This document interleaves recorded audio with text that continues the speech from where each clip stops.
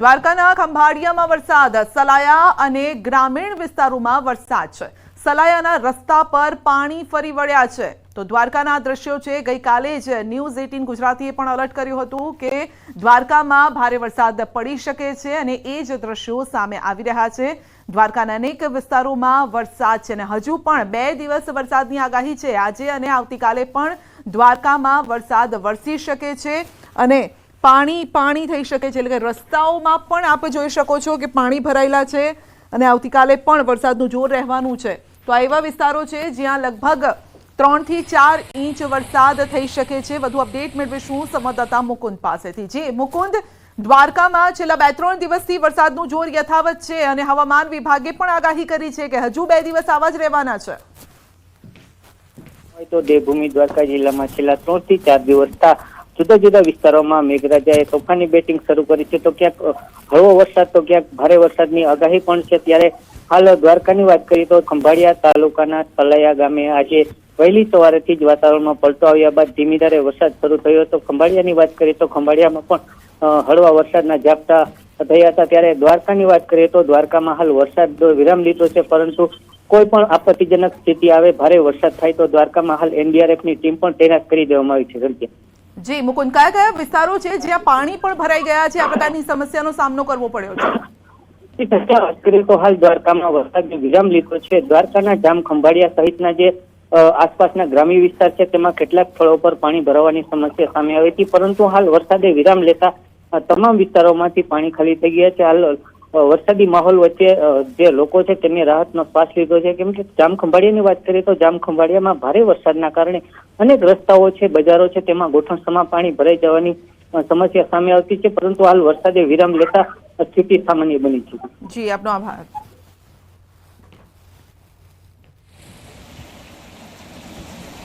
તો ભાવનગરના પાલીતાણા શહેરમાં અને ગ્રામ્ય વિસ્તારોમાં પણ વરસાદ છે. 2 દિવસના વિરામ બાદ ફરી જામ્યો છે વરસાદ. વરસાદી માહોલ જામ્યો છે અને સેંજાડિયા, વીરપુર, જામવાડી સહિતના વિસ્તારોમાં વરસાદ છે, જેથી ખેડૂતોમાં પણ ખુશીનો માહોલ છે. વરસાદથી ખેડૂતો પણ ખુશખુશાલ જોવા મળી રહ્યા છે. તો 2 દિવસના વિરામ બાદ ફરી વરસાદનું જોર ભાવનગરમાં વધ્યું છે. પાલીતાણા સહિત ગ્રામ્ય વિસ્તારોમાં વરસાદ. ભાવનગર શહેર સહિત જિલ્લામાં વરસાદ છે. શહેર સહિત જિલ્લાના ગ્રામ્ય વિસ્તારોમાં વરસાદ છે. શિહોર, વરલ, રામગઢ સહિત ગામોમાં છૂટો છવાયો વરસાદ વરસ્યો છે. ભાવનગર શહેર સહિત જિલ્લામાં વહેલી સવારથી જ વરસાદી વાતાવરણ છે. શહેરના સહિત પંથકમાં એટલે ગ્રામ્ય પંથકમાં પણ વરસાદ છે. વાદળછાયું વાતાવરણ અને જોરદાર વરસાદ વરસી રહ્યો છે. શહેરમાં વરસાદના કારણે લોકોને ગરમીમાંથી રાહત મળી છે, આંશિક રાહત મળી છે. ખેડૂતોમાં હાલ ખુશી છે, કારણ કે વાવણી લાયક આ વરસાદ છે અને જે ખેડૂતોએ વાવણી કરી છે ત્યારબાદ સારા વરસાદની રાહ જોતા હતા, જે છેલ્લા અઠવાડિયાથી જોવા મળી રહ્યો છે. તો ભાવનગરના જેસર પંથકમાં પણ વરસાદી માહોલ. જેસરના ગ્રામ્ય પંથકમાં જામ્યું છે ચોમાસું. સનાળા, અયાવેજ, રાજપરામાં વરસાદ વરસ્યો છે. વધુ અપડેટ મેળવીશું સંવાદદાતા નીતિન પાસેથી. જી નીતિન, છેલ્લા ઘણા દિવસથી આપણે જોઈ રહ્યા છે કે ભાવનગરમાં આ વખતે વરસાદનું જોર વધુ જોવા મળ્યું છે. ખાસ કરીને ગ્રામ્ય વિસ્તારોમાં જે વરસાદ વરસી રહ્યો છે, ખેડૂતો પણ ખુશ. સંધ્યા, ચોક્કસ વાત કરીએ તો જે વરસાદની આગાહીને લઈને ભાવનગર જિલ્લામાં 13 તાલુકા આવેલા છે.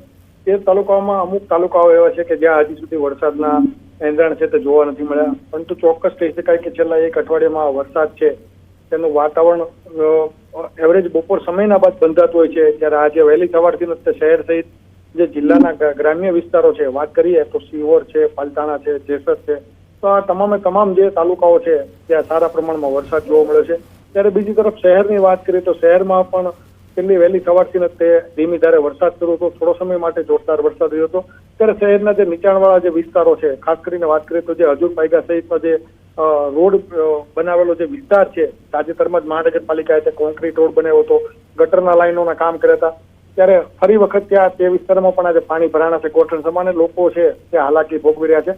એટલે ચોક્કસ કહી શકાય કે મહાનગરપાલિકાના જે પ્રી મોન્સૂનની કામગીરીના જે દાવાઓ હોય છે અને કરોડો રૂપિયાના જે ખર્ચ કરીને કામ કરવામાં આવતા હોય છે, તે પ્રજાના પૈસા છે તે પાણીમાં જતા હોય છે તેવું સ્પષ્ટ દેખાય છે. કારણ કે ચોક્કસ કહી શકાય કે વરસાદ છે તેની શરૂઆત છે વરસાદની. ત્યારે આવનાર સમયમાં જ્યારે વરસાદનું પૂરેપૂરો માહોલ બંધ થશે ત્યારે ભાવનગરની પરિસ્થિતિ શું સર્જાય તે તંત્રને એક માટે સવાલ સામે ઉભો છે.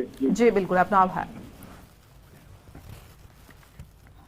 રાજકોટના ફોફર ડેમમાં નવા નીરની આવક થઈ છે. જામકંડોરણાના દૂધીવદર ગામ પાસે છે ડેમ અને ઉપરવાસમાં ભારે વરસાદના પગલે ડેમમાં નવા નીરની આવક થઈ છે. ફોફર ડેમમાં 7.5 ફૂટ નવા નીરની આવક થઈ છે.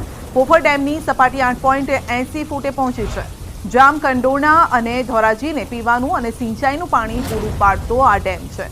ફોફર ડેમમાં હાલ પાણીની આવક પણ શરૂ થઈ છે. રાજકોટના ઉપલેટાના મોજ ડેમમાં આવ્યા છે નવા નીર. ભારે વરસાદથી ડેમમાં નવા નીરની આવક. મોજ ડેમમાં 5 ફૂટ નવા નીરની આવક થઈ છે. મોજ ડેમની સપાટી 26 ફૂટે પહોંચી છે.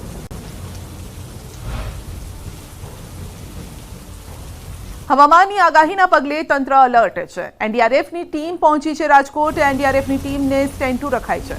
રાજકોટથી સૌરાષ્ટ્રમાં જ્યાં જરૂર પડશે ત્યાં મોકલાશે એનડીઆરએફની ટીમ. તમામ તૈયારીઓ કરી દેવામાં આવી છે.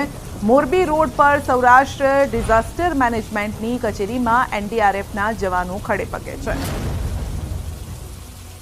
आपदाओं से नुकसान से होने वाली आपदाओं के नुकसान को कम किया जा सके और यदि किसी प्रकार की आपदा आती है तो एनडीआरएफ की टीम हमेशा उससे निपटने के लिए यहाँ तैनात किया जाए. રાજકોટ શહેરના જુદા જુદા વિસ્તારોમાં વરસાદ છે. સિવિલ હોસ્પિટલ ચોક, રામનાથપરામાં વરસાદ, ત્રિકોણબાગ, લીમડા ચોક, બહુમાળી ભવનમાં પણ વરસાદ છે. જિલ્લા પંચાયત ચોક, માલવીયા ચોકમાં પણ વરસાદ. Bus station, racecourse, ring road વિસ્તારોમાં પણ વરસાદ છે.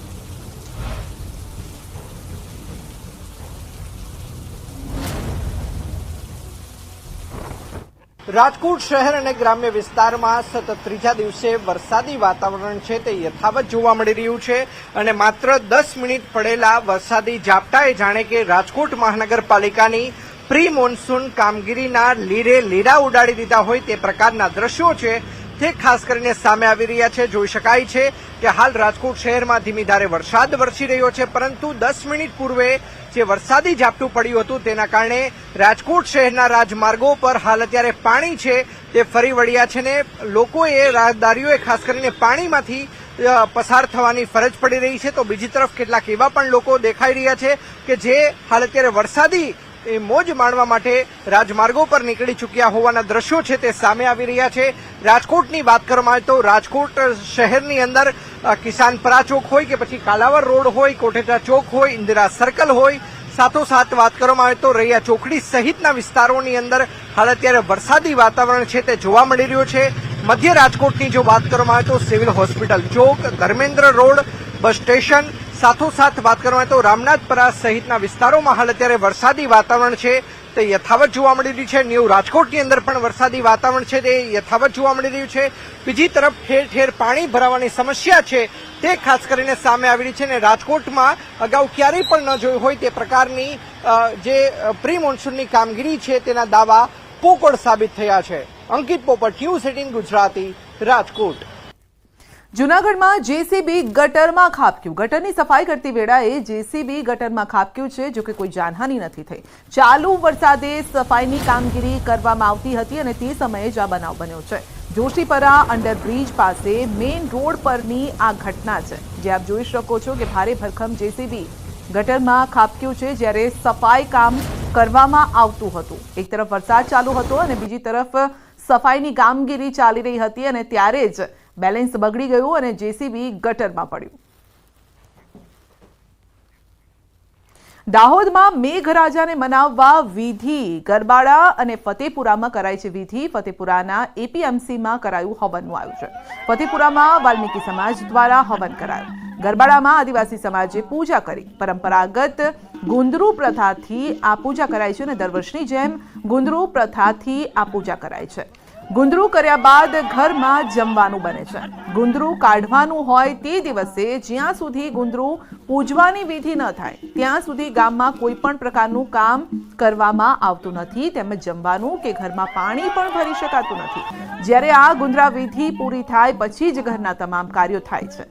વર્ષ દરમિયાન ગામની સુખાકારી, સમૃદ્ધિ તેમજ મેઘરાજાને રીઝવવા માટે બળવા તથા ગામના પૂજારા દ્વારા લોકગીત પણ ગાવામાં આવે છે.